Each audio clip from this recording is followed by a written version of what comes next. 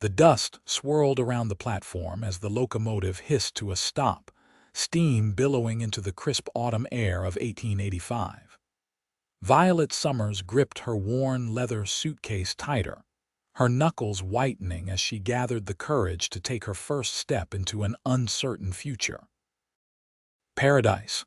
Wyoming was nothing like the bustling streets of Boston she had left behind, just a handful of wooden buildings stretched along a dirt road, nestled beneath the towering shadows of the Bighorn Mountains. Violet stepped down from the train, her boots making contact with Wyoming soil for the first time. The weight of everything she owned was contained in that single suitcase: a few dresses, a photograph of her parents, and exactly $27.43 sewn into the hem of her skirt. At 22, she had never imagined starting over like this, alone and so far from home. As passengers bustled around her, a tall figure emerged from the crowd. His face was partially shadowed by a wide-brimmed hat, but she could see strong features weathered by sun and wind. He moved with the easy grace of a man accustomed to hard work and open spaces, stopping a few feet from her.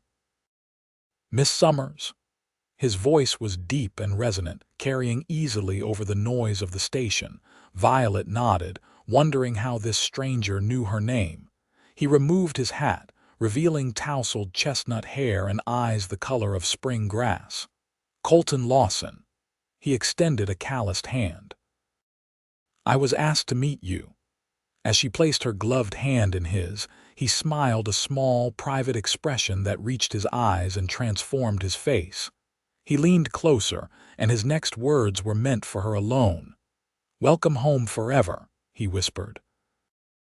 Violet's heart stuttered, a sensation of both alarm and inexplicable comfort washing over her. This man was a stranger, yet something in his voice held a promise that seemed both impossible and essential. How could a place she had never been be home? How could forever be offered so freely by someone she had just met? "I believe there's been a misunderstanding, Mr. Lawson," she said, withdrawing her hand. "I'm here to take a position as a schoolteacher. I don't know you." A flash of confusion crossed his features before understanding dawned. "You're not Elizabeth Winters." "No, sir. I'm Violet Summers." Colton ran a hand through his hair, embarrassment coloring his features. "My apologies, Miss Summers. I was sent to collect a mail-order bride arriving today. Same train, wrong lady." Violet felt an unexpected pang of disappointment. Of course this handsome cowboy wasn't here for her. She was nobody to him, just another newcomer to this remote frontier town. "The schoolhouse is on the far end of town," he offered after an awkward moment. "I'd be happy to take you there, seeing as I'm already here." Violet hesitated. She had planned to find her own way to begin, as she meant to go on independently. But the reality of a strange town and the weariness of 3 days' travel weakened her resolve. "That would be kind, thank you." As Colton reached for her suitcase, his fingers brushed hers. Something electric passed between them, causing Violet to pull away too quickly. The suitcase tumbled to the ground, the clasp breaking and spilling her meager belongings onto the platform. "I'm so sorry," they both said in unison, kneeling to gather her scattered possessions.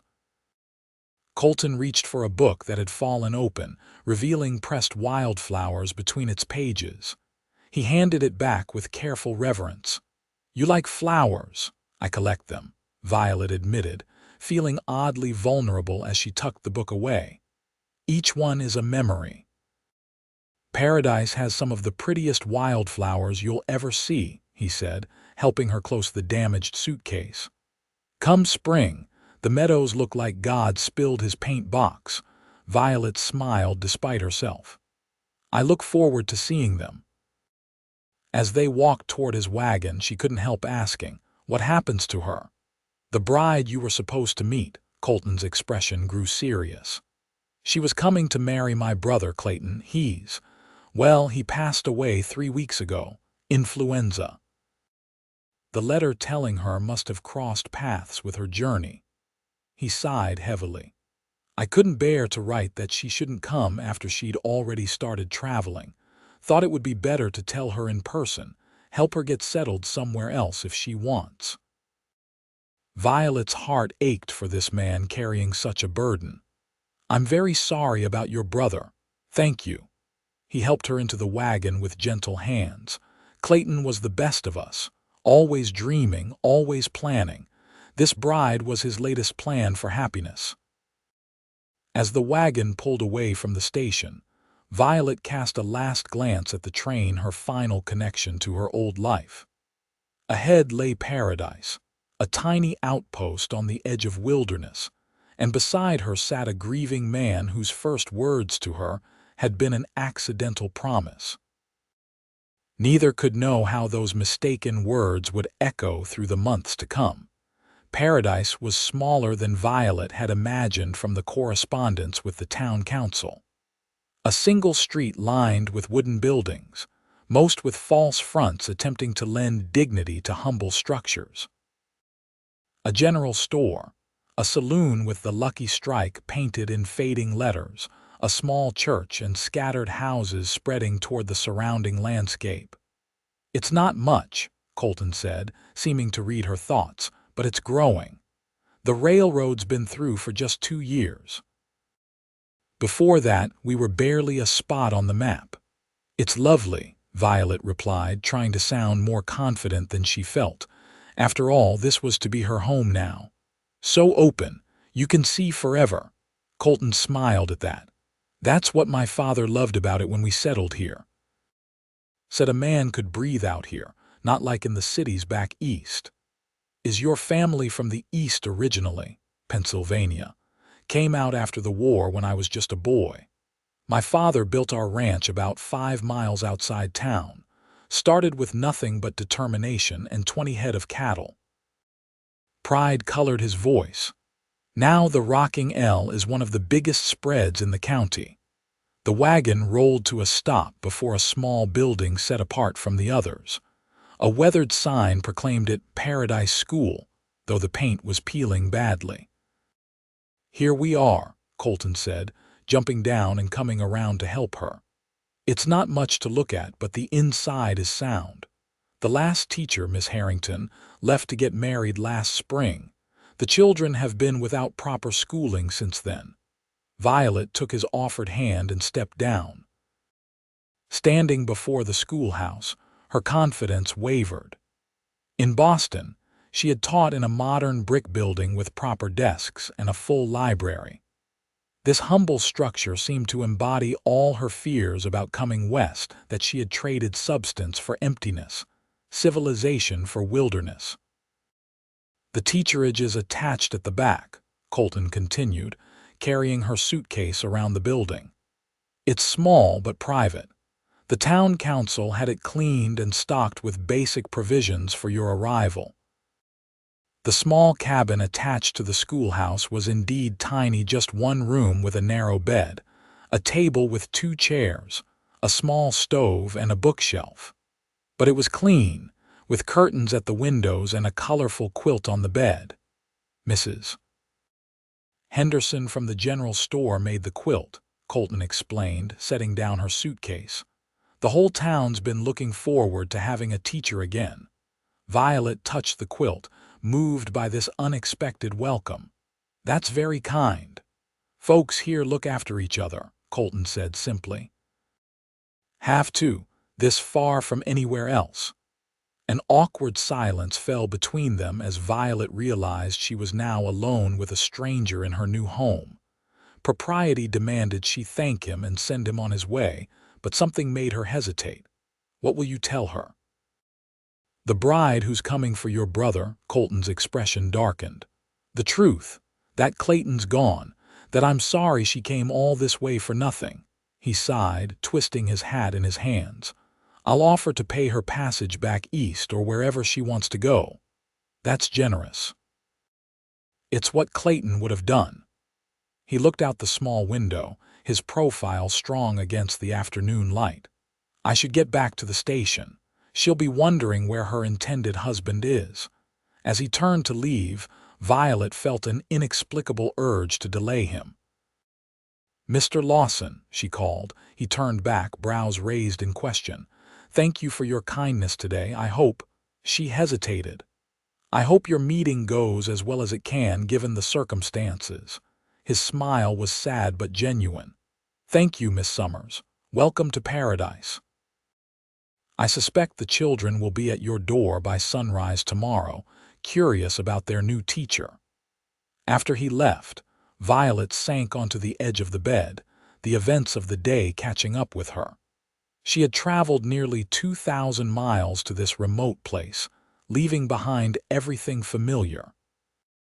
Now she sat in a one-room cabin attached to a schoolhouse, in a town where she knew no one, except a cowboy who had welcomed her home forever by mistake. The next morning brought exactly what Colton had predicted: a small gathering of children peering through her windows before the sun had fully cleared the mountains. Violet dressed quickly, pinning her dark hair into a neat bun and smoothing the wrinkles from her traveling dress. She would need to unpack her other clothes later, but for now, meeting her students took priority.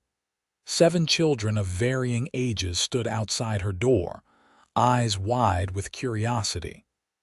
A girl of about 12 seemed to be the unofficial leader, hushing the younger ones when they giggled. "Good morning," Violet said, opening the door fully. "I'm Miss Summers, your new teacher." The children stared at her solemnly until the oldest girl stepped forward. "I'm Sarah Winslow. This is my brother Thomas, and that's Mary and Joseph Becker, and the Wilson children Samuel, Hannah, and little Lily." Each child nodded as their name was mentioned. "It's lovely to meet you all," Violet said warmly. "When will school officially begin?" "Mayor Thompson said Monday next," Sarah replied. "He sent word to all the families yesterday when the train came in." Violet nodded, grateful for the few days to prepare. "Then I shall look forward to seeing you all on Monday, 8 o'clock sharp."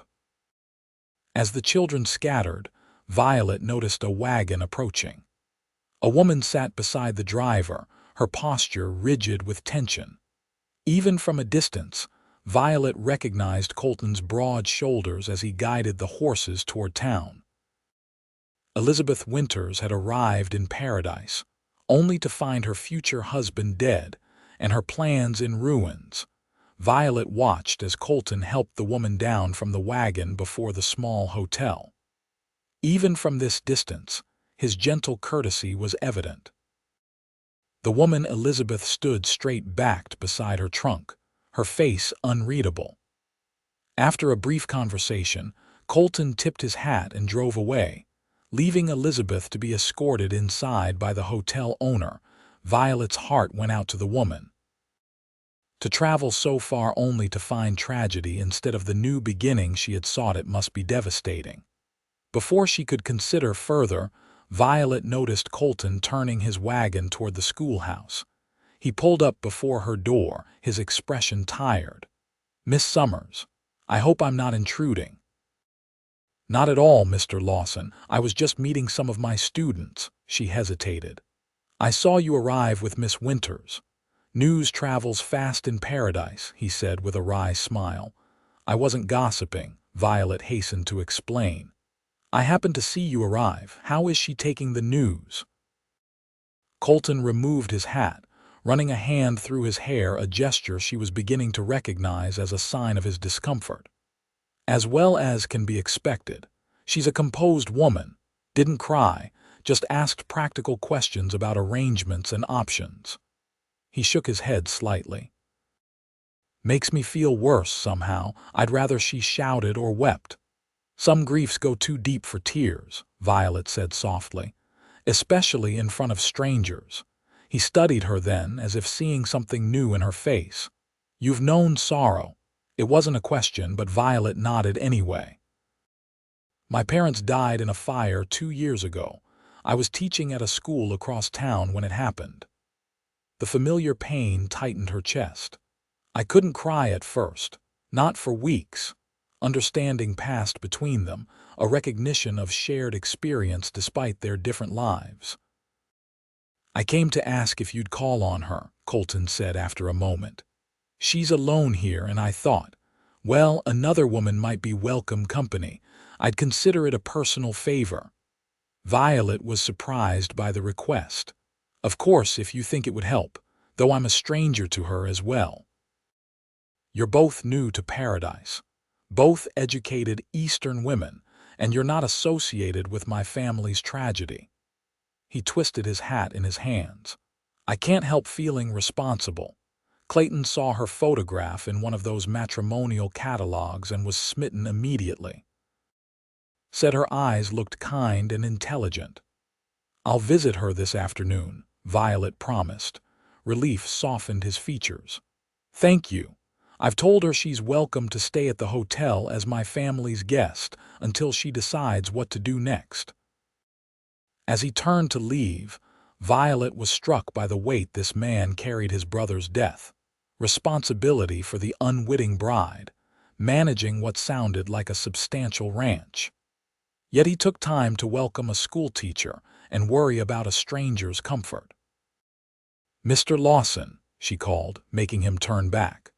"Would you? That is, perhaps you could show me around the town sometime. As the school term won't start until Monday, I find myself with time to become acquainted with Paradise." The invitation surprised her as much as it seemed to surprise him. Violet wasn't usually so forward, but something about Colton Lawson made her want to know him better. A genuine smile transformed his face. "I'd be honored, Miss Summers. Would tomorrow morning suit? I have business in town anyway. Tomorrow would be perfect." After he left, Violet wondered at her own boldness. She had come to Paradise to teach, to build a new life focused on her work. Becoming entangled with the first man she met wasn't part of her plan. Yet as she unpacked her few belongings and prepared the schoolroom for the coming term, her thoughts kept returning to Colton's smile and the gentle way he'd said, "Welcome home forever," even if those words hadn't been meant for her. That afternoon, Violet made her way to the Paradise Hotel, a two-story wooden structure that was clearly the grandest building in town. The lobby was modestly furnished but clean, with a potted palm that looked somewhat forlorn in the Wyoming territory. "I've come to call on Miss Winters," she told the clerk, a thin man with spectacles perched on his nose. "Room 4, top of the stairs," he replied without looking up from his ledger. Violet climbed the narrow staircase, her heart beating faster with each step. What comfort could she possibly offer this woman whose hopes had been so cruelly dashed? She knocked gently on the door marked with a brass number 4. "Come in," called a clear voice. Elizabeth Winters sat by the window, a book open in her lap. She was older than Violet had expected, perhaps 30, with auburn hair neatly arranged and intelligent blue eyes that assessed Violet coolly. "Miss Winters, I'm Violet Summers, the new schoolteacher. I hope I'm not intruding." "Not at all," Elizabeth said, closing her book. "Mr. Lawson mentioned you might call. Please, sit down." Violet took the offered chair, noticing that Elizabeth's trunk remained packed, standing ready by the door. "I'm very sorry about Mr. Lawson, about Clayton," Violet said, the formal words feeling inadequate. "Thank you, though I never met the man," Elizabeth replied with surprising frankness. "We exchanged letters for 6 months. He seemed kind, intelligent, ready to build something meaningful." A shadow crossed her face. "But we were strangers in truth. Still, to come all this way. To find my intended husband dead and my future evaporated." Elizabeth's smile was thin but not bitter. "It's a blow, certainly. But I'm not without options, Miss Summers. I was a milliner in Philadelphia before agreeing to this match. I have skills." Violet was impressed by the woman's resilience. "You plan to return east?" Elizabeth looked out the window at the main street of Paradise. "I haven't decided. Mr. Lawson Colton has been quite generous. He's offered to pay my return passage or to help me establish myself here if I choose to stay." She turned back to Violet. "What brought you to Paradise, if I may ask?" "An advertisement for a teacher. My situation in Boston had become complicated after my parents' deaths. I needed a fresh start." Understanding flickered in Elizabeth's eyes. "We have that in common, then. Fresh starts." The two women talked for nearly an hour, discovering shared interests in literature and music. Elizabeth had a dry wit that Violet appreciated, and by the time she rose to leave, Violet felt she had made her first friend in Paradise. "I hope you'll consider staying," Violet said at the door. "The town could use more independent women." Elizabeth smiled, a real smile this time. "I'm considering it. Paradise is nothing like I expected, but perhaps that's not entirely bad." As Violet walked back to the schoolhouse, she reflected on how quickly life could change. A week ago, she had been in Boston, surrounded by familiar streets and faces. Now she was in Wyoming territory, making friends with a mail-order bride whose groom had died before she arrived. And tomorrow, she would tour Paradise with Colton Lawson, a man whose accidental welcome had somehow planted a seed of belonging in her heart. The next morning dawned clear and cool, with the promise of autumn in the air. Violet dressed carefully in her blue calico dress, the nicest she had brought with her. She tried to tell herself it was simply respect for the town she would be touring, not for the man who would be her guide, but the extra care she took with her hair betrayed her. Colton arrived promptly at 10, his wagon freshly cleaned. He wore a crisp white shirt under his leather vest, and his dark hair was neatly combed beneath his hat. The effort he had made wasn't lost on Violet. "Good morning, Miss Summers." He helped her into the wagon with a gentle hand at her elbow. "You look lovely today." Violet felt a blush rise to her cheeks. "Thank you, Mr. Lawson, and thank you for taking time to show me around." "My pleasure entirely." His smile was warm, genuine. "I thought we'd start with the town itself, then perhaps drive out to see some of the countryside if you're amenable." "That sounds wonderful." Paradise was small enough that a complete tour took less than an hour. Colton introduced her to Mr. Henderson at the general store and his wife who had made Violet's welcome quilt. They met the blacksmith, the barber who also served as the town's dentist, and Mayor Thompson, a portly man who expressed great enthusiasm about the school reopening. "The children need education if Paradise is to grow properly," the mayor declared, pumping Violet's hand vigorously. "Can't have a civilized town without learning." "I'll do my best for them," Violet promised. As they left the mayor's office, Colton gestured toward the saloon. "That's the Lucky Strike, owned by Frank Davies. Decent enough establishment as saloons go, but probably not a place you'll be frequenting." "I should hope not," Violet said with mock seriousness, then added more soberly, "though I won't judge those who do. Life on the frontier is hard enough without adding moral condemnation to the mix." Colton looked at her with new appreciation. "Most Eastern ladies I've met would be quick to condemn such establishments outright.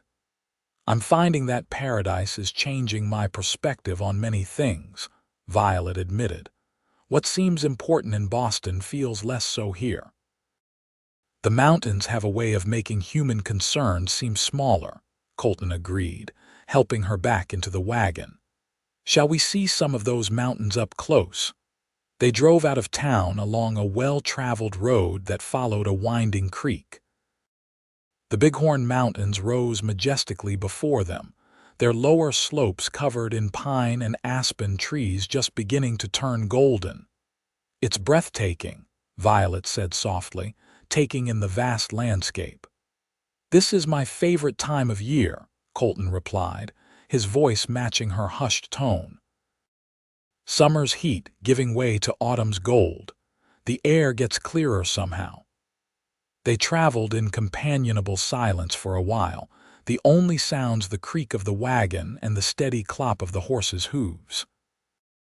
Violet found herself stealing glances at Colton's profile, admiring the strong line of his jaw and the way the sunlight brought out auburn highlights in his chestnut hair. "Tell me about your ranch," she said finally, curious about this man's life. Colton's face lit up with evident pride. "The Rocking L is about 5 miles northeast of town. My father started it with almost nothing after the war. Now we run over 2,000 head of cattle and have some of the best grazing land in the territory." He pointed toward the distant foothills. "Our boundaries run from Elk Creek there to the ridge line to the north." "It sounds impressive. It's been hard work. Ranching isn't easy out here. Drought, harsh winters, cattle thieves, disputes with sheep men." He shook his head. "But it's a good life. Honest work under an open sky." "You love it," Violet observed. It wasn't a question. "I do," Colton confirmed. Clayton was the same way. He had plans to build his own house on the north section once he married, wanted to start a horse breeding operation there. The mention of his brother brought a shadow to his expression. Violet gently changed the subject. "I met with Elizabeth yesterday, as you suggested." "How did you find her?" "Remarkably resilient," Violet said honestly. "She's considering staying in Paradise." Surprise flickered across Colton's face. "Is she?" "I offered to pay her way back east." "Seemed the least I could do." "She mentioned your generosity. I think she's weighing her options carefully." Violet hesitated.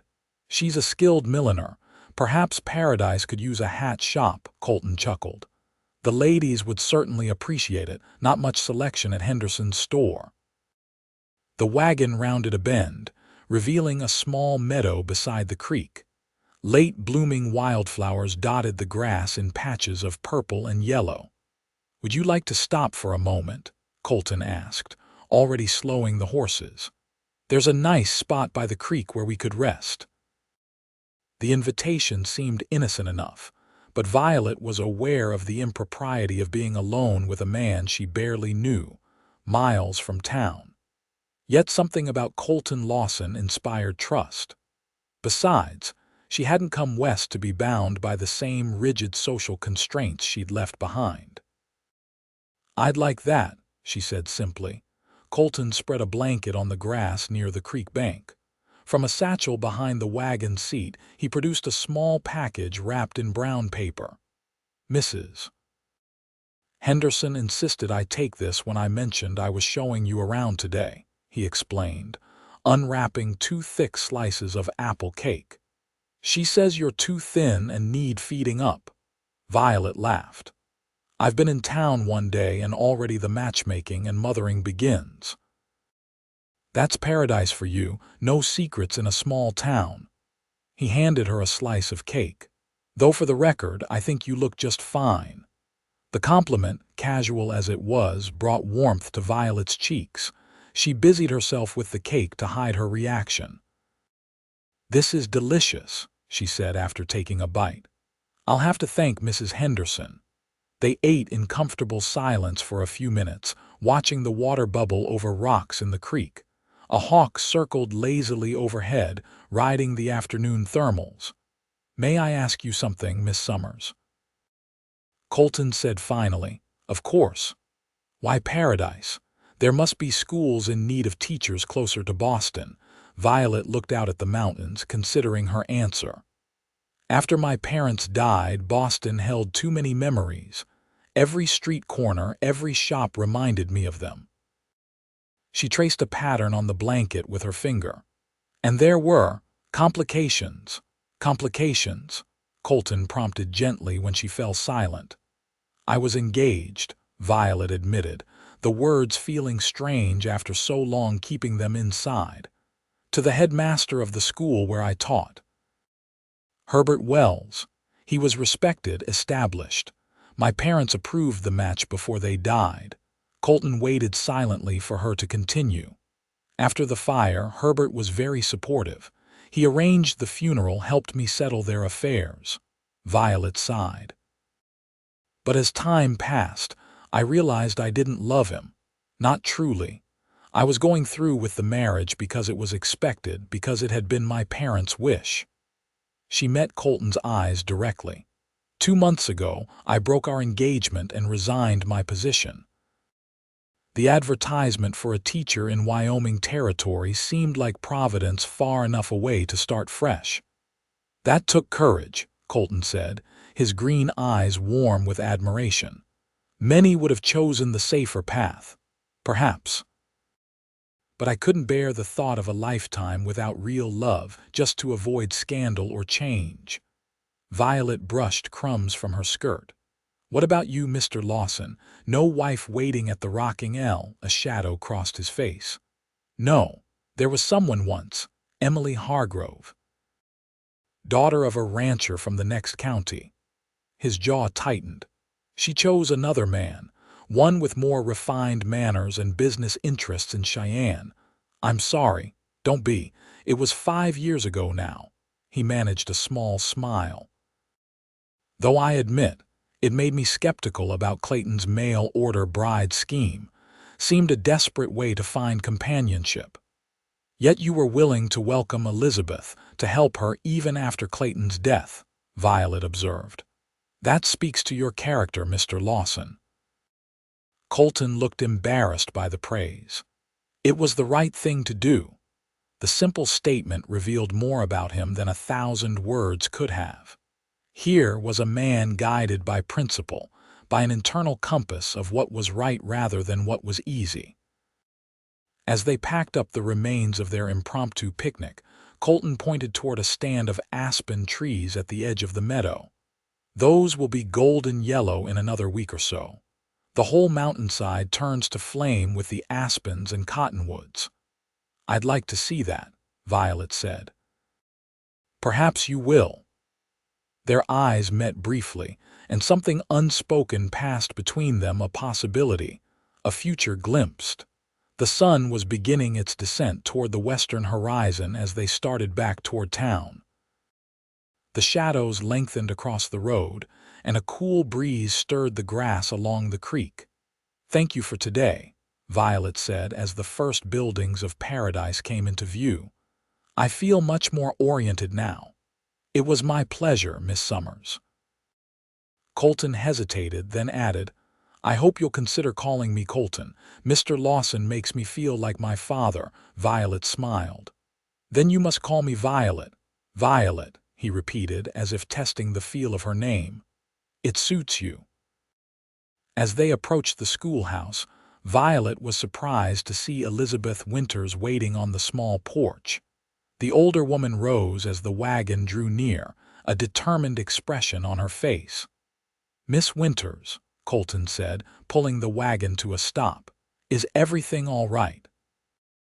Quite all right, Mr. Lawson, Elizabeth replied.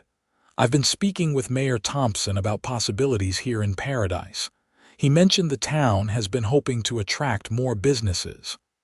That's true, Colton agreed, helping Violet down from the wagon. The railroad has opened up opportunities, but we need more than just cattle to build a proper town. Then I believe I have a proposition that might interest you, Elizabeth said, her voice businesslike but with an undertone of excitement. I'd like to open a millinery shop. Mayor Thompson says there's a vacant building next to the general store that would be suitable. Colton looked genuinely pleased. That's wonderful news, Miss Winters. I'll need an investor, Elizabeth continued. Someone to help with the initial costs until I can establish myself. The mayor suggested you might be interested, given your brother's involvement in bringing me here.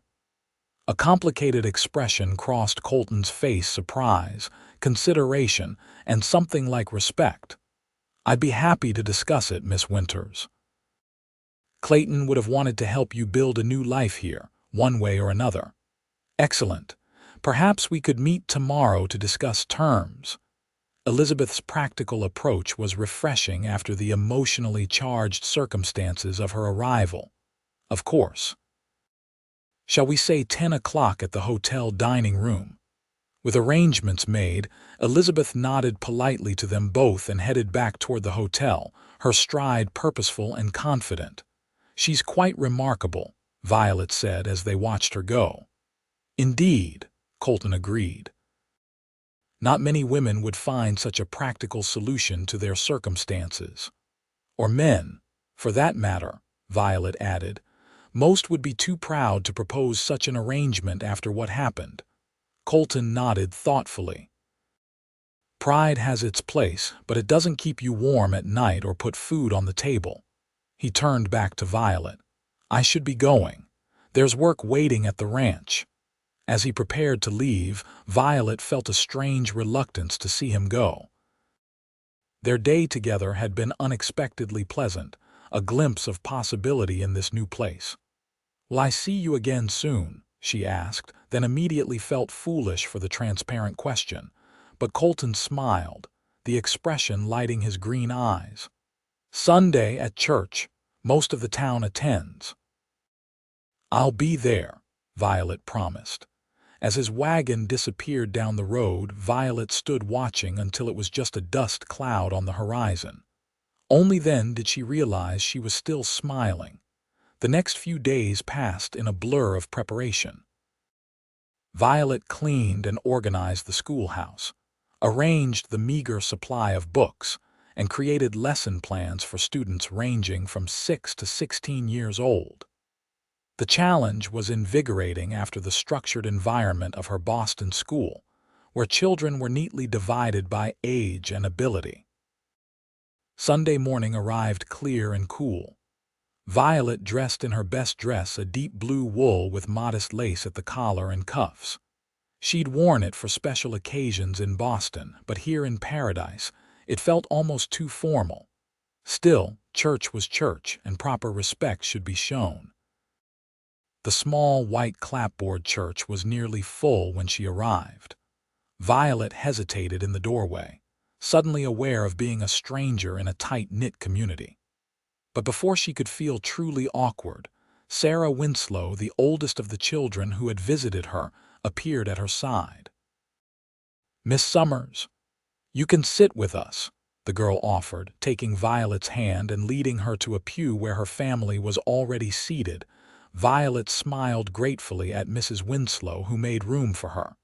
"Thank you for your kindness." As the congregation settled, Violet glanced around, trying not to be obvious as she searched for a certain tall figure with chestnut hair. She spotted him near the front, sitting beside an older man who bore such a strong resemblance that he must be Colton's father. The service was simple but heartfelt, led by a Reverend Mitchell whose sermon focused on community and supporting neighbors through hardship-appropriate themes for a frontier town.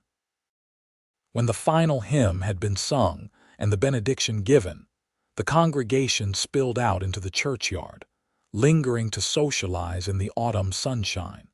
Violet found herself surrounded by curious townsfolk eager to meet their new teacher. She shook hands and tried to remember names, answering questions about her background and teaching philosophy.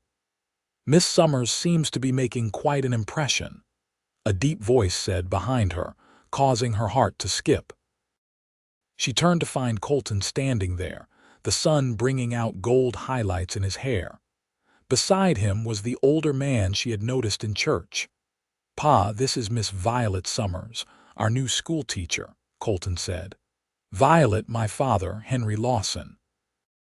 Henry Lawson was tall like his son but leaner, with silver threading his once dark hair. His handshake was firm, his eyes the same green as Colton's, assessing but kind. "A pleasure to meet you, Miss Summers. I understand you've come all the way from Boston." "Yes, sir." "This is quite a change from the city, but a welcome one." "Colton tells me you toured our little town the other day," Henry said, with a sideways glance at his son that Violet couldn't quite interpret. "What do you think of Paradise so far?" "It's beautiful," Violet answered honestly. The setting is magnificent and everyone has been very welcoming. Good, good. We're a small community, but we look after our own. Henry's expression grew more serious. I understand you met with Miss Winters as well, the young lady who was to marry my Clayton. Violet nodded, uncertain how to respond to the pain evident in the older man's voice. She's decided to stay in Paradise, Colton interjected. Plans to open a millinery shop. I'm meeting with her tomorrow about investment possibilities. Henry looked surprised. Is she now? That's unexpected. She's quite determined, Violet added, and very skilled from what she's told me. Well, the ladies hereabouts could use somewhere proper to buy hats, Henry acknowledged, and it seems fitting somehow that Clayton's last project might still bring something positive to Paradise. An awkward silence fell, broken when Mayor Thompson approached to introduce Violet to more townspeople. By the time the churchyard began to empty, Violet's head was spinning with new names and faces. Overwhelming, isn't it? Colton asked as the crowd thinned. A bit, Violet admitted. Everyone's been kind, but there are so many people to remember. You'll get to know them all soon enough. Paradise isn't that big. He hesitated. Would you care to join my father and me for Sunday dinner? Mrs. Garcia, our housekeeper, always prepares enough for an army. The invitation was unexpected but welcome. I wouldn't want to impose. It's no imposition, Henry said, joining them. Sunday dinner is better shared. Besides, I'd like to hear more about your plans for the school. And so Violet found herself in Colton's wagon once more, this time headed toward the rocking L Ranch. As they left town behind, the landscape opened up into rolling grassland dotted with clumps of trees along creek beds. Cattle grazed in the distance, small dark shapes against the golden grass. The ranch house came into view as they crested a small rise, a substantial two-story structure built of logs and stone, with a wide porch wrapping around three sides. Outbuildings clustered nearby, and a large barn stood to one side. The setting was magnificent, with the mountains forming a dramatic backdrop. It's beautiful, Violet said sincerely. Been adding to it bit by bit for 20 years, Henry replied with evident pride. Started with just a one-room cabin over there. He pointed to a small structure now used as a tool shed. Built this place log by log while we lived in that. As they pulled up before the house, a woman emerged onto the porch, plump, gray-haired, with a kind face and an apron tied around her ample waist. There you are, she called. I was beginning to think you'd forgotten dinner. As if we could, Mrs. Garcia, Colton called back, jumping down from the wagon and helping first his father, then Violet. Your cooking is the highlight of the week. Flattery, the woman scoffed, but her eyes twinkled. She looked curiously at Violet. Mrs. Garcia, this is Miss Summers, the new schoolteacher, Henry introduced. Miss Summers, Elena Garcia, the finest cook in Wyoming territory and the woman who keeps this ranch from falling into chaos. Mrs. Garcia wiped her hands on her apron before offering one to Violet. Welcome to the Rocking L, Miss Summers. It's about time these Lawson men brought home someone besides ranch hands and cattle buyers for Sunday dinner. Thank you for having me, Violet replied, liking the older woman immediately. The interior of the ranch house was surprisingly refined for a frontier dwelling. The main room featured comfortable furniture arranged before a massive stone fireplace, bookshelves filled with volumes, and even a piano in one corner. Family photographs and western landscapes adorned the walls. My late wife's influence, Henry explained, seeing Violet's interest in the piano. Margaret insisted on bringing civilization with us when we came west, said just because we lived on the frontier didn't mean we had to be barbaric. She played beautifully, Colton added, a wistful note in his voice. The house was always full of music when I was a boy. "Do you play, Miss Summers?" Henry asked. "A little," Violet admitted, "though I'm sadly out of practice. You must play for us after dinner, Mrs. Garcia insisted, appearing in the doorway. The piano sits silent too often these days. Dinner was served in a dining room that could easily seat 12. The table was set with surprisingly fine china and silver, another touch of Margaret Lawson's civilization in the wilderness. The food was abundant and delicious: roast beef, potatoes, fresh vegetables from the kitchen garden, and homemade bread still warm from the oven. The conversation flowed easily, covering topics from ranch business to town gossip to Violet's plans for the school. Henry proved to be well-read and thoughtful, with strong opinions but an open mind, traits his son had clearly inherited. "We've been setting aside funds for proper school equipment," Henry explained. "Books, slates, maps. The town council has been corresponding with suppliers in Denver." "That's wonderful," Violet said, genuinely pleased. "The children deserve the best education we can provide." Clayton was on the school committee, Colton added quietly. He believed strongly in education, though he never had much formal schooling himself. "Read everything he could get his hands on. Both my boys are self-educated past the basics," Henry said with evident pride. Clayton through books, Colton through observation and experience. Different paths, same result: intelligent men. Colton looked uncomfortable with the praise. "Pa exaggerates. Clayton was the scholar between us." "Each to his strengths," Henry said firmly. "Clayton had book learning, but you understand land and cattle and people in a way he never did." After dinner, at Mrs. Garcia's insistence, Violet was led to the piano. "Just a simple tune," she protested. "It's been ages since I played regularly." She chose a folk melody her mother had taught her, one that required more feeling than technical skill. The first notes were hesitant, but as the familiar music flowed through her fingers, Violet felt a connection to her past that was bittersweet but healing. When she finished, the small audience applauded warmly. "You play beautifully," Colton said, his voice soft. "Margaret would have enjoyed your playing," Henry added, his eyes distant with memory. "This house has missed music." As the afternoon waned, Colton offered to drive Violet back to town. The autumn day had turned cooler, and he insisted she take a blanket for the journey. "Thank you for including me today," Violet said as they drove away from the ranch. "Your home is lovely, and your father is quite impressive." "He's the strongest man I know," Colton replied simply. "Built everything we have through sheer determination and hard work." He must have been devastated by Clayton's death. Colton's hands tightened on the reins. It nearly broke him. "Clayton was the youngest, the one who reminded him most of my mother. They shared a love of books, of ideas." He sighed. "I'm more practical, like Pa in that way." "But Clayton was the dreamer. And dreams are precious," Violet said softly. "Yes."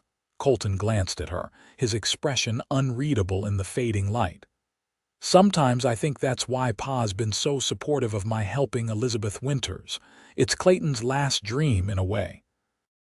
They rode in companionable silence for a while, the only sounds the creak of the wagon and the steady rhythm of the horses' hooves. "School starts tomorrow," Violet said eventually. "I'm nervous, I admit.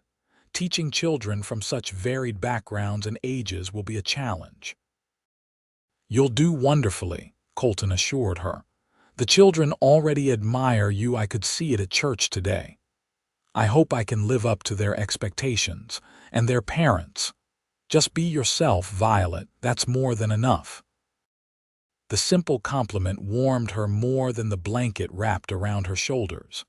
As the wagon approached the schoolhouse, Violet felt a strange reluctance for the day to end.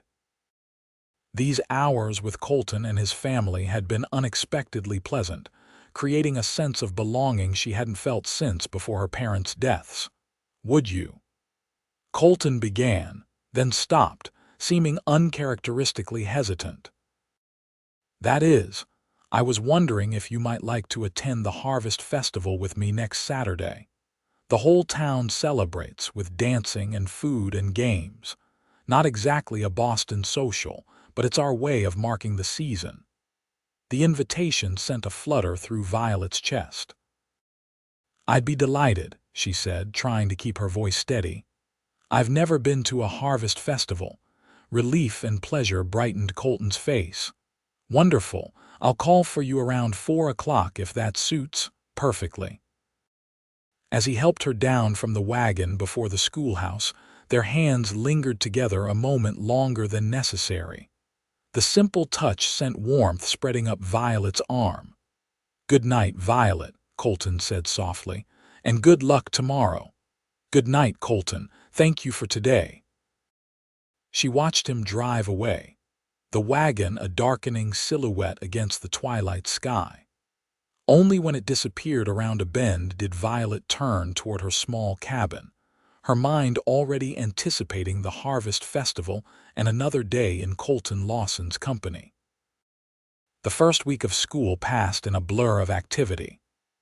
12 students in total, ranging from 6-year-old Ellie Wilson to 16-year-old James Perkins, who attended only when farm work permitted. Violet quickly discovered that while their formal education might be limited, these frontier children possessed practical knowledge and self-reliance that would put most Boston pupils to shame. By Friday afternoon, Violet had established routines, assessed abilities, and begun to form bonds with each child. As she dismissed them for the weekend, Sarah Winslow lingered behind. "Miss Summers, is it true you're going to the Harvest Festival with Mr. Lawson?" The girl asked, her expression curious but not impertinent. Violet felt heat rise to her cheeks. "News travels quickly in paradise," she observed. Sarah nodded solemnly. "Mrs. Henderson told my mother when we were buying flour yesterday. She said it was about time Mr. Lawson showed interest in someone after what happened with Miss Hargrove." "I see." Violet wasn't sure whether to be amused or mortified that her social engagements were the subject of town gossip. "Mr. Lawson has kindly offered to escort me, yes. Since I'm new to Paradise and don't know many people yet." Sarah's knowing smile suggested she wasn't fooled by this practical explanation. "He's nice. My pa says he's the most honest man in the county." She gathered her books. "Will you wear your blue dress? It brings out your eyes." Before Violet could respond to this unexpectedly mature observation, Sarah was gone, leaving the schoolroom suddenly quiet. Saturday dawned clear and cool, perfect weather for the Harvest Festival. Violet spent the morning grading spelling tests and planning the next week's lessons. But by early afternoon, her thoughts had turned to the evening ahead.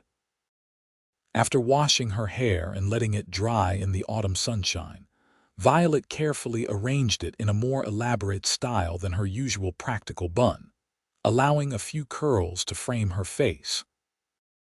She did indeed choose her blue dress, though she told herself firmly that it was because the wool would be warm for an outdoor gathering, not because of Sarah's observation about her eyes.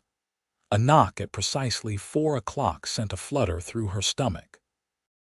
She opened the door to find Colton standing there, hat in hand, wearing clean dark trousers and a new-looking white shirt under his usual vest.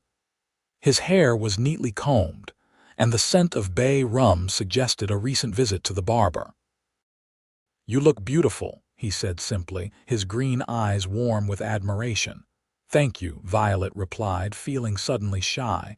"You're quite handsome yourself." A pleased smile crossed his face. "Shall we? The festivities will be starting soon." The town square had been transformed for the Harvest Festival. Tables laden with food lined one side, while a wooden platform had been constructed for dancing. Bunting in autumn colors decorated the buildings, and lanterns were strung on wires overhead, ready to illuminate the celebration once darkness fell. "It's wonderful," Violet said, taking in the festive atmosphere. "The whole town must have helped prepare." "Paradise doesn't have many opportunities for celebration," Colton explained. "We make the most of the ones we have." As they made their way through the growing crowd, it seemed everyone had a greeting for them. Violet was touched by how quickly she'd been accepted into the community. Children from her class ran up to say hello, parents thanked her for her work at the school, and even gruff ranchers tipped their hats respectfully. At the food tables, they found Elizabeth Winters helping Mrs. Henderson arrange pies and cakes. The older woman looked more relaxed than Violet had seen her, dressed in a russet-colored dress that complemented her auburn hair. "Miss Winters, you look lovely," Violet greeted her. "Thank you, my dear. And you as well." Elizabeth's eyes moved appraisingly between Violet and Colton, a small smile playing at her lips. "Mr. Lawson, I've been meaning to thank you. The carpenter began work on the shop counters yesterday. Mayor Thompson says I might be open for business within 2 weeks." "That's wonderful news," Colton replied sincerely. "I'm glad the investment is proceeding well. Indeed, though I'm still in search of suitable accommodations, the hotel is comfortable but expensive for a long-term stay. The widow Johnson is looking to rent her spare room, Mrs. Henderson interjected, having overheard the conversation. "Just 2 doors down from the shop location. Would be mighty convenient." "I'll inquire tomorrow," Elizabeth said, her practical nature evident in the quick decision. "Now, you two should try some of this apple pie before the festivities begin in earnest." As the afternoon progressed into evening, Violet found herself caught up in the simple joy of the celebration. There were games for the children, storytelling by the town's oldest resident, a former mountain man with a seemingly endless supply of tall tales, and finally, as lanterns were lit against the gathering dusk, music for dancing.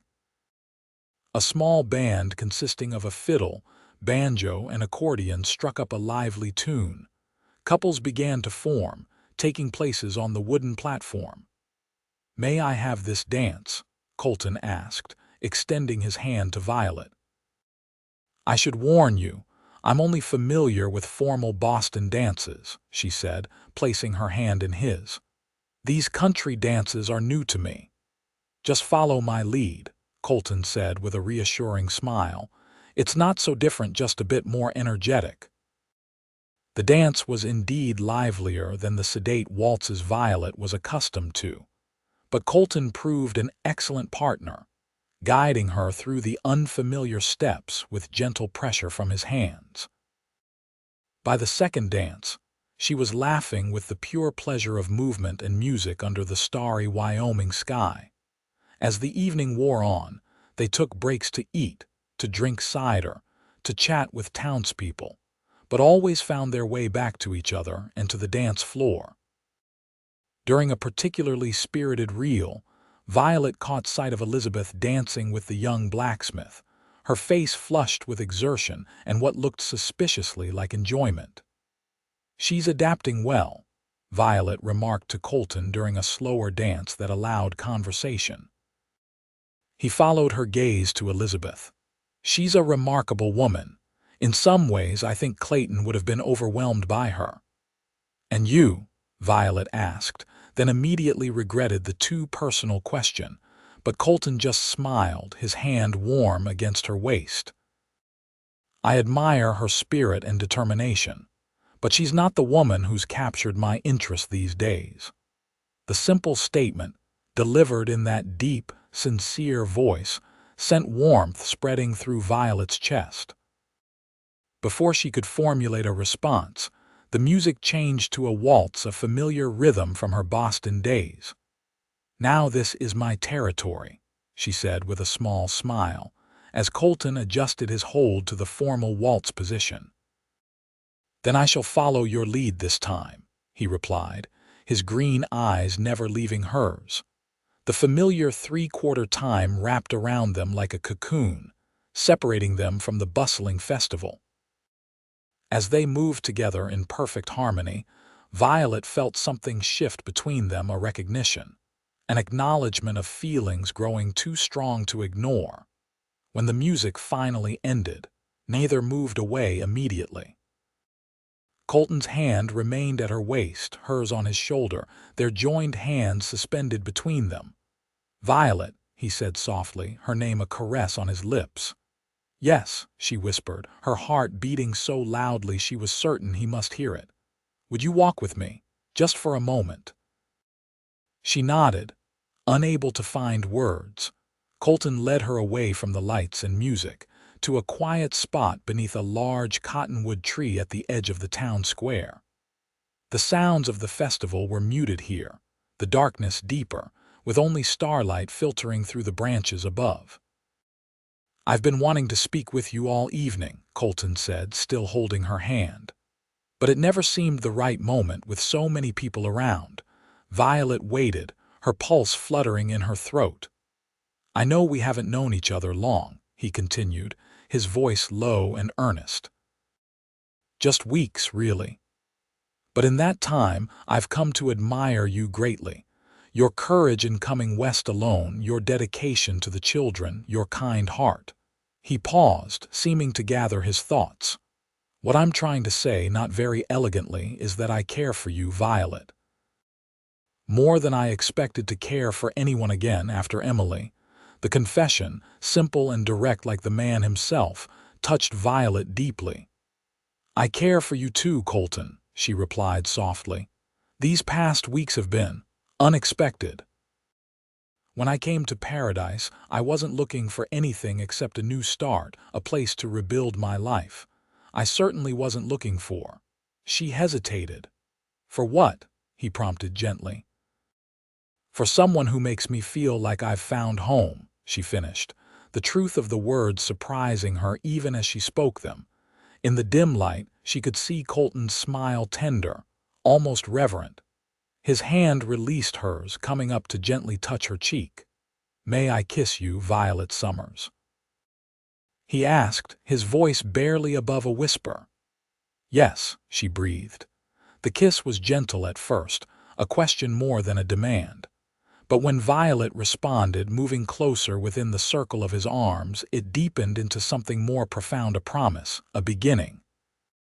When they finally drew apart, Violet felt as if something fundamental had shifted in her world. This man, this place that had been strange to her just weeks ago, now felt more like home than Boston ever had after her parents' deaths. "We should return to the festival," she said reluctantly, aware of the proprieties even in frontier paradise. Colton nodded, though he seemed equally reluctant to end the moment. "You're right, but I hope. That is, may I call on you properly? Sunday afternoon, perhaps?" "I'd like that very much," Violet replied, unable to keep the smile from her voice. They walked back toward the lights and music, hand in hand. As they rejoined the celebration, Violet caught Elizabeth's knowing glance and Mrs. Henderson's approving nod. News would be all over Paradise by morning, but somehow she couldn't bring herself to care. The remaining weeks of autumn passed in a golden haze for Violet. School was progressing well, with even the most reluctant students showing improvement. Elizabeth's millinery shop opened to great fanfare, becoming a gathering place for the women of Paradise. And every Sunday afternoon, Colton Lawson called at the schoolhouse, sometimes to take Violet driving, sometimes just to sit on her small porch and talk as the days grew shorter and cooler. Their courtship was conducted with propriety but genuine affection that deepened with each meeting. Violet learned about Colton's dreams for the rocking L, his memories of his mother, his grief for his brother. In turn, she shared stories of her parents, her life in Boston, her fears and hopes for the future. As November arrived with its biting winds and threat of snow, Violet began to worry about the coming winter. Her small cabin, while snug enough in autumn, seemed inadequate protection against Wyoming's legendary cold. The town council has allocated funds for improvements to the teacherage, Mayor Thompson assured her after church one Sunday. Mr. Lawson here has volunteered to oversee the work. Colton, standing beside the mayor, looked slightly embarrassed. It's nothing elaborate, just better insulation, a more efficient stove, storm windows, basic comforts for winter. Violet was touched by his thoughtfulness. Thank you. I admit I've been a bit concerned about the cold. Wyoming winters are no joke, Colton said seriously. But with proper preparation, they're manageable. We'll have the work done before the first heavy snow. True to his word, the improvements were completed within 2 weeks. Violet's little cabin was transformed with new insulation, tighter windows, and a cast iron stove that radiated welcome heat. Colton himself delivered a supply of firewood, stacking it neatly against the outside wall. This should last you through the worst of the winter, he said, removing his gloves after the work was done. And there's more at the ranch when you need it. Violet had prepared coffee and fresh bread as thanks for his labor. As they sat at her small table, the domesticity of the moment struck her forcefully. It felt right, natural, to be sharing her home with this man. I've been thinking, Colton said, his tone carefully casual as he warmed his hands around the coffee cup. Winter's coming on fast. The roads can get bad, make it difficult to travel between town and the ranch. Yes, I imagine so, Violet replied, unsure where the conversation was heading. Colton set his cup down, meeting her eyes directly. What I'm trying to say in my roundabout way is that I may not be able to call on you as regularly once the snow begins, and I find that prospect difficult. Violet's heart quickened. I would miss our visits too. There's a solution, of course. He reached across the table, taking her hand in his. One that would make distance and weather irrelevant. And what solution might that be? Violet asked, though she hoped she knew what was coming. Colton took a deep breath. Violet Summers, these past months have been the happiest I can remember. You've brought joy back into my life when I thought that part of me was finished. I love you, your strength, your kindness, your courage. His green eyes held hers steadily. I know it hasn't been long, but out here, we learn to recognize the valuable things when we find them. Would you do me the great honor of becoming my wife? Though she had suspected this might be coming, the actual words still took her breath away. Colton, I know it's sudden, he continued earnestly. If you need time to consider, no, Violet interrupted, squeezing his hand. That is, no, I don't need time. My answer is yes. Yes, I will marry you. The smile that transformed Colton's face was like sunrise breaking over the mountains. He rose, drawing her to her feet and into his arms. I love you, Violet, he whispered against her hair. I'll spend my life making you happy, I swear it. I love you too, she replied, the words feeling both momentous and completely natural. And I believe you already make me happier than I ever expected to be again. Their kiss sealed the promise, tender and sweet and full of hope. When they finally drew apart, Colton looked boyishly excited. When? How soon can we marry? Violet laughed at his eagerness. Well, there are practical matters to consider. The school term runs until Christmas, and preparations would need to be made. New Year's Day, Colton suggested. A fresh start for both of us. Is that too soon? The date was barely 6 weeks away, but Violet found she didn't want to wait longer. New Year's Day would be perfect. The news of their engagement spread through paradise like wildfire. By the next morning, women were appearing at the schoolhouse door with offers of help, suggestions for the ceremony, and thinly veiled curiosity about the romance that had blossomed so quickly. Elizabeth Winters was among the first visitors, bringing a beautiful hat she had created especially for the occasion. "My wedding gift to you," she said, presenting the confection of cream-colored felt adorned with silk flowers and a delicate veil. "Every bride should have something special to wear." Violet was deeply touched. "Elizabeth, it's exquisite, but are you certain? This must represent considerable value for your new business." "Quite certain," Elizabeth replied firmly. "Besides, think of it as advertising. Every woman in paradise will see you wearing my creation at the most significant social event of the season." Violet laughed, recognizing the blend of sentiment and practicality that made Elizabeth unique. "You're a good friend. I'm so glad you decided to stay in paradise." "As am I," Elizabeth said, a hint of something new in her expression. "Paradise has proved more interesting than I anticipated." "Would that have anything to do with Mr. Thornton?" Violet asked innocently, having noticed the blacksmith's frequent visits to the millinery shop. Elizabeth's cheeks colored slightly. "James has been most helpful with fixtures for the shop. He's a skilled craftsman." "And a handsome one," Violet added with a smile. "Perhaps," Elizabeth conceded, her usual composure slipping just enough to reveal the woman beneath the practical exterior. "But we're discussing your wedding, not my personal affairs." The weeks leading up to New Year's Day passed in a flurry of preparations.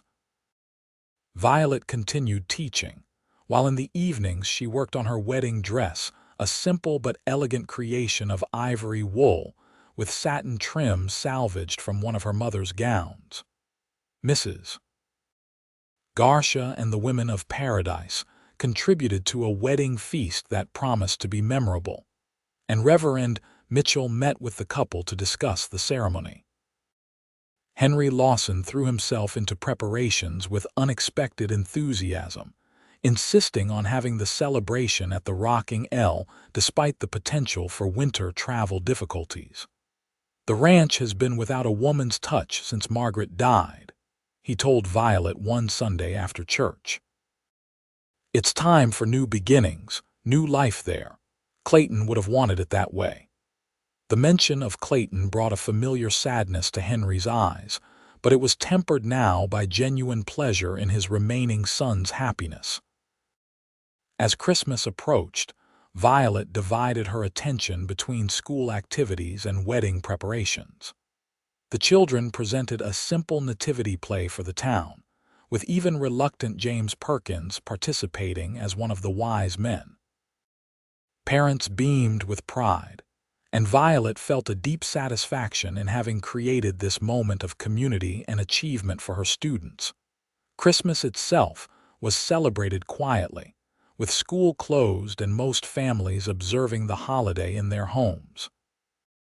Colton arrived at the schoolhouse bearing gifts, a beautiful wooden writing desk he had crafted himself for Violet's cabin, and the surprising news that Henry had signed over a portion of the Rocking L to them as a wedding present. "It's the north section," Colton explained, his eyes alight with plans, "where Clayton was going to build. Pa says it's fitting that new life should come to that land, even if not the way we originally expected." "It's incredibly generous," Violet said, overwhelmed by the magnitude of the gift. "Are you certain he wants to do this?" "Very certain.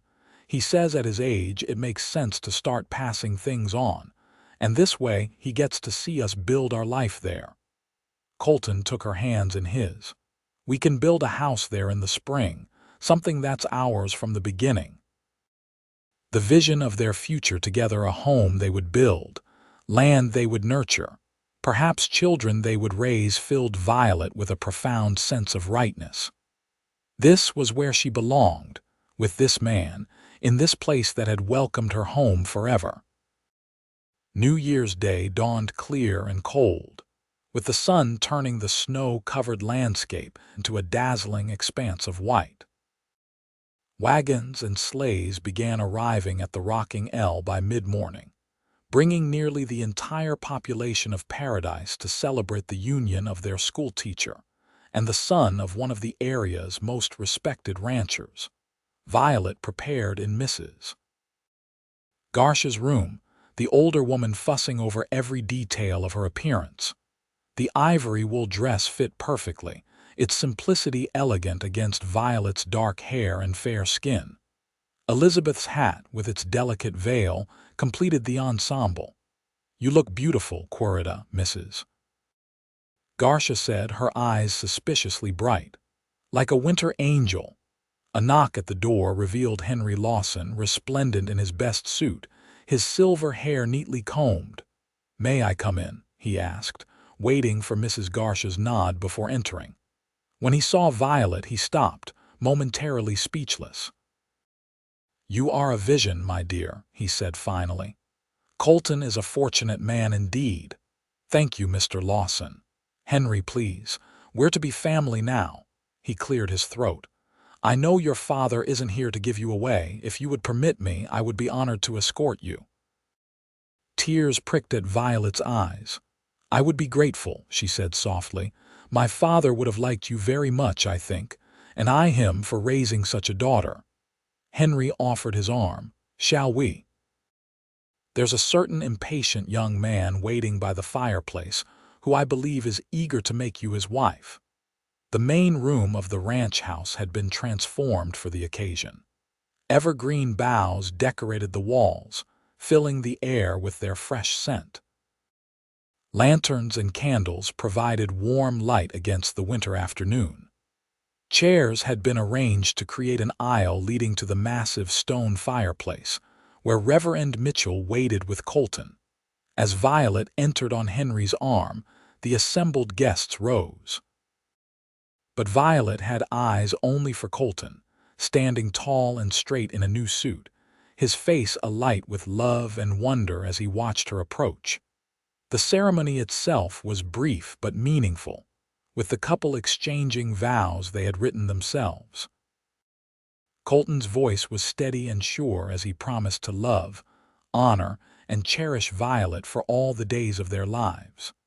Violet's voice trembled slightly, but her words were equally sincere as she pledged herself to him.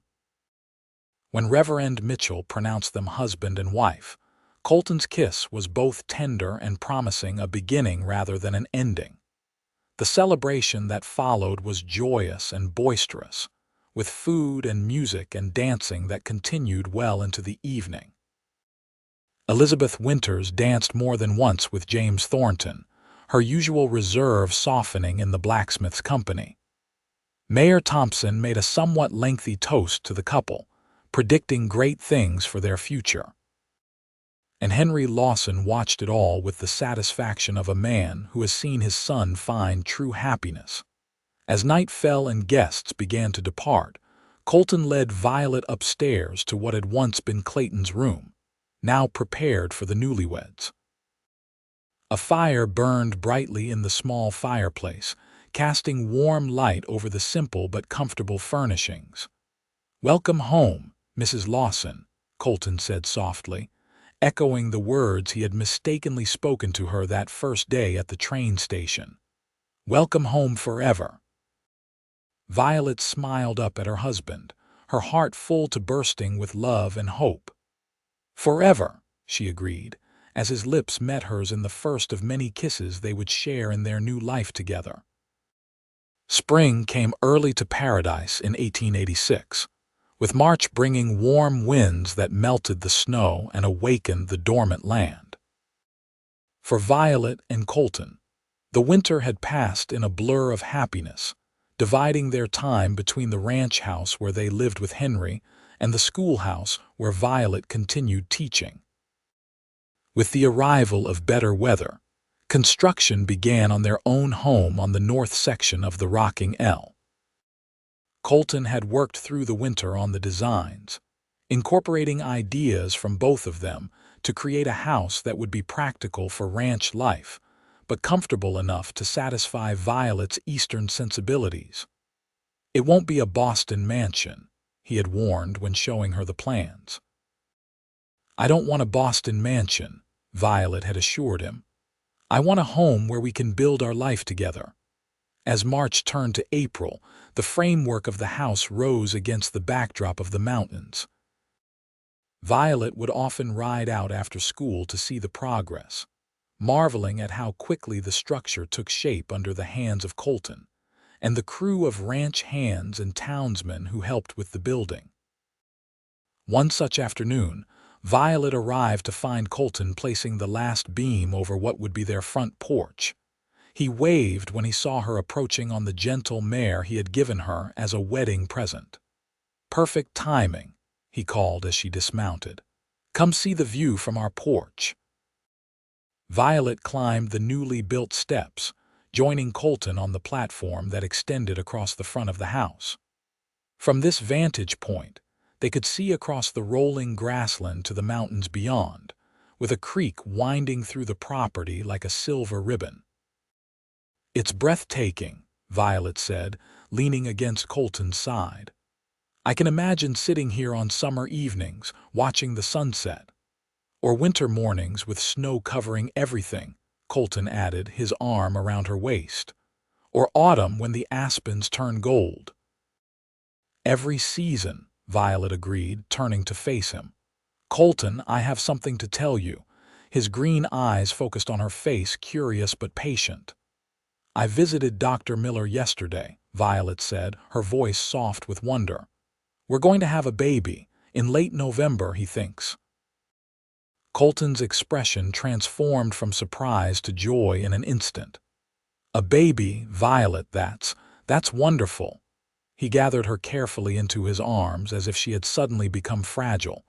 "Are you feeling well? Should you be riding? Should you be teaching?" Violet laughed at his sudden concern. "I'm perfectly fine. Women have babies all the time, you know, and yes, I can continue teaching until the end of the school year. After that, we'll see." Colton placed a gentle hand on her still flat stomach, wonder in his eyes. "Our child." "A new Lawson for the rocking L. The first of many, I hope," Violet said, covering his hand with hers. "Many," Colton agreed, kissing her tenderly. "Our own little paradise right here." The news of Violet's pregnancy added urgency to the house construction. Colton redoubled his efforts, determined to have their home ready well before the baby's arrival. By June, the structure was complete enough for them to move in, though finishing work continued on some of the interior spaces. Their housewarming party brought the entire town to the new house, with gifts ranging from practical kitchen implements to handmade quilts for the baby's room. Elizabeth Winters, now officially courting James Thornton, brought a set of delicate baby clothes she had sewn herself. "For the new little Lawson," she said, presenting the package to Violet, "though I've kept the colors neutral since we don't yet know if it's a boy or girl." "They're beautiful, Elizabeth," Violet said sincerely. "Thank you."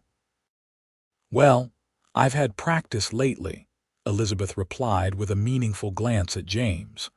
"My sister just had her third child back in Philadelphia." As summer progressed, Violet's condition became more noticeable. She finished the school year and reluctantly agreed to take the fall term off, with a substitute teacher already arranged, a young woman from Cheyenne who was eager for the opportunity. In August, Elizabeth and James announced their engagement, with a wedding planned for October. "Before you're too far along to stand up with me," Elizabeth told Violet over tea in the millinery shop. "I wouldn't miss it for anything," Violet assured her, "though I make no promises about the fit of whatever dress you choose for me." Elizabeth laughed, her face softer and more relaxed than Violet had ever seen it. "We'll manage. I'm quite skilled with adjustments, you know." The wedding was a smaller affair than Violet and Colton's had been, but no less joyful. Elizabeth, radiant in a gown of deep blue silk that she had designed herself, exchanged vows with James in the Paradise Church, with Violet serving as matron of honor despite being 7 months pregnant. "You look ready to pop," Henry observed at the reception, his eyes twinkling with the anticipation of his first grandchild. Not for another 2 months, according to Dr. Miller, Violet replied, resting a hand on her rounded belly. Though I'll admit, I'm beginning to feel rather ungainly. Margaret was the same way with Clayton, Henry said, his voice softening with memory. Said she felt like a cow in her last months, but she was never more beautiful to me. Colton says the same thing, Violet admitted, though I find it hard to believe when I can barely see my own feet. November arrived with an early snowfall that blanketed the rocking L in white. Violet, now in her final weeks of pregnancy, found herself restless and uncomfortable. The baby was active, especially at night, making sleep difficult. He's going to be a cowboy like his father, Colton said one evening, his hand resting on Violet's belly to feel the baby's movements. Always on the move. Or she might be a teacher like her mother, Violet countered. Always with something to say. They had chosen not to decide on names yet, preferring to wait until they met their child. But they had discussed options for both boys and girls, with Margaret as a strong contender for a daughter, after Colton's mother. The snow continued for 3 days, unusual for so early in the season. When it finally stopped, the world outside was transformed into a winter wonderland, with drifts piled against the barn and fences barely visible above the white expanse. I need to check the north pasture cattle, Colton said at breakfast on the 4th day. Make sure they've moved to the sheltered areas. Will you be gone long? Violet asked, trying to keep the anxiety from her voice. Her due date was still 2 weeks away, but she felt different this morning, a heaviness, an occasional tightening that she tried to dismiss. Just a few hours. Pause at the main house if you need anything. Colton kissed her goodbye, his hand lingering on her cheek. Rest today. You look tired. By mid-morning, Violet knew something was happening. The tightening sensations were coming regularly now, unmistakable contractions that grew stronger with each passing hour. She sent word to the main house with one of the ranch hands who had been clearing snow from the outbuildings. Henry arrived within minutes, his face concerned. How far apart are the pains? About 20 minutes, Violet said, trying to remain calm, but getting stronger. I'll send for Dr. Miller, Henry decided, and for Colton. There's time yet, Violet assured him, though a particularly strong contraction made her wince as she spoke. First babies often take their time. But this baby, it seemed, had other ideas. By the time Mrs. Garcia arrived from the main house to help, the contractions were coming every 10 minutes, and by the time Dr. Miller's sleigh could be seen approaching through the snow, they were 5 minutes apart and strong enough to take Violet's breath away. "Where's Colton?" she asked between pains, gripping Mrs. Garcia's hand. "On his way, Querida," the housekeeper soothed. "The men found him in the north pasture." "He's coming." Dr. Miller arrived, bringing his medical bag and calm efficiency into the increasingly tense atmosphere. After examining Violet, he announced, "This baby isn't waiting for anyone. You're progressing quickly, Mrs. Lawson." The next few hours passed in a blur of pain and effort for Violet. Mrs. Garcia stayed by her side, wiping her brow with cool cloths and offering encouragement. Dr. Miller maintained his professional demeanor, but even he seemed surprised by the speed of the labor. "I can see the head," he announced finally. "One more good push, Mrs. Lawson." Gathering her remaining strength, Violet bore down with all her might. There was a moment of searing pressure, then sudden relief as the baby slipped into the world with a lusty cry. "A boy, Doctor," Miller declared, quickly wrapping the infant in a waiting blanket. "A fine, healthy boy." Tears of joy and exhaustion streamed down Violet's face as the doctor placed her son in her arms. The baby had a shock of dark hair like her own, and when he briefly opened his eyes, a glimpse of what might become Colton's green gaze. "He's perfect," she whispered, counting fingers and toes with a mother's instinctive need to verify her child's wholeness. The sound of the front door banging open and hurried footsteps announced Colton's arrival. He burst into the bedroom, his face pale with worry and flecked with snow. "Am I too late?" he asked, his voice cracking with emotion. "Just in time to meet your son," Violet replied, her heart swelling with love as she watched Colton's expression transform at the sight of his child. He approached the bed cautiously, as if afraid to disturb the miraculous tableau of mother and child. When he reached Violet's side, he knelt, one hand gently touching the baby's head, the other finding Violet's hand. "He's amazing," Colton breathed. "You're amazing. I'm so sorry I wasn't here." "You're here now," Violet said simply. "Would you like to hold him?" With infinite care, Colton took his son into his arms, cradling him as if he were made of the most delicate glass. The baby squirmed, one tiny hand escaping the blanket to curl reflexively around Colton's finger. "Hello, little one," Colton whispered, his voice thick with emotion. "I'm your pa. I've been waiting to meet you." Looking up at Violet, his eyes shining with unshed tears, he asked, "What shall we name him?" Violet had been considering this since the moment she first held her son. "What about Henry Clayton Lawson, after his grandfather and the uncle he'll never know?" Colton nodded, too moved to speak for a moment. "It's perfect," he managed finally.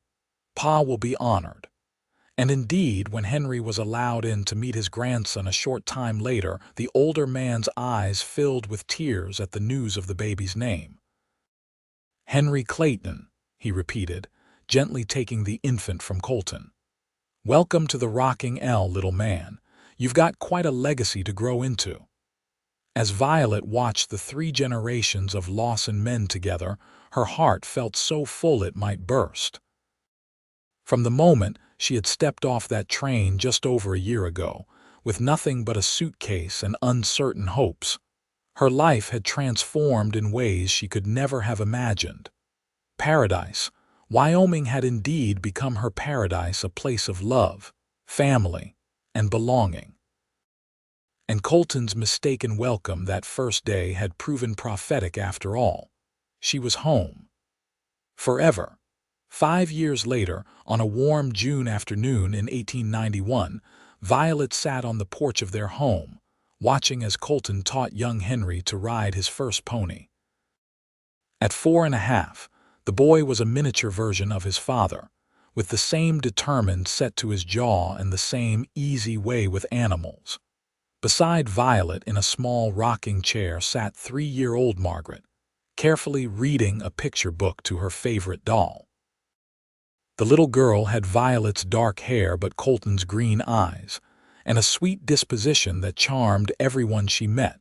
In Violet's arms, 2-month-old Thomas slept peacefully, his tiny hand curled against her breast. The newest Lawson had arrived in early April, completing their family at least for now, Violet thought with a small smile. The rocking L had prospered in the years since their marriage. The north section, which Henry had given them as a wedding present, now boasted not only their comfortable home, but also the beginnings of the horse breeding operation Clayton had once envisioned.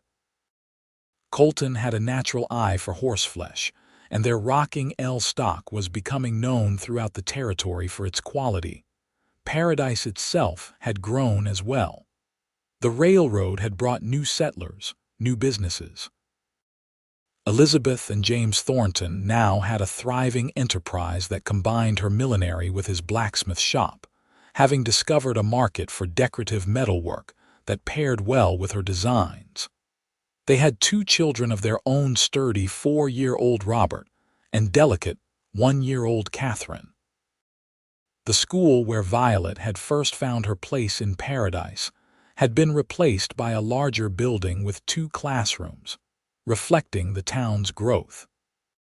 Violet still taught occasionally as a substitute, but her main focus now was on raising her children, and managing the increasingly complex household of a successful ranching operation.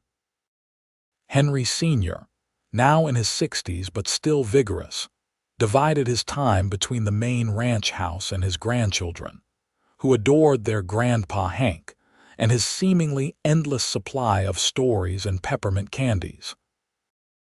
As Violet watched Colton lift Henry from the pony's back, both of them laughing with the pure joy of the moment, she felt the now familiar wave of gratitude wash over her.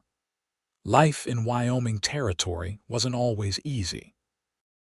There were harsh winters, dry summers, the constant work of the ranch, and the isolation that sometimes came with frontier living.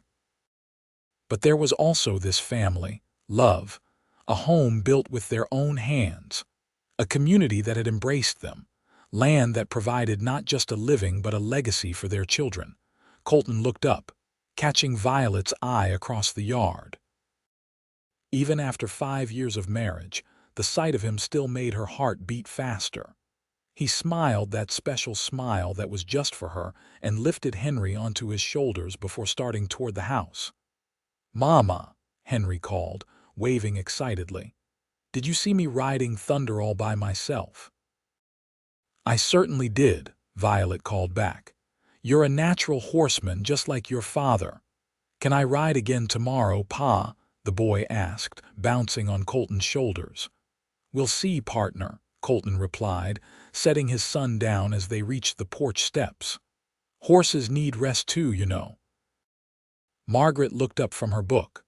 "Pa, will you teach me to ride too?" "When you're a bit bigger, princess," Colton promised, dropping a kiss on the top of her dark head before moving to sit beside Violet, his arms settling comfortably around her shoulders. "How's our newest cowhand?" he asked, gently touching Thomas's downy head. "Sleeping like, well, a baby," Violet replied with a smile, "which means he'll be wide awake at midnight, I suspect." "I'll take the midnight shift," Colton offered. "You were up with him last night." This simple consideration, the sharing of burdens large and small, was the foundation of their marriage. Equal partners in all things, they had built a life together that was richer and more fulfilling than either could have imagined that day at the train station.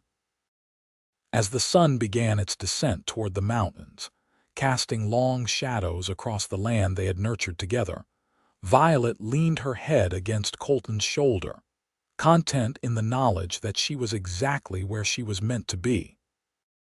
She had stepped off a train with nothing but a suitcase and uncertainty. He had whispered "welcome home forever" to the wrong woman. But fate, or providence, or simply the vast possibilities of the western frontier had brought them together anyway, creating a love story that would be told in the Lawson family for generations to come. Welcome home forever, indeed.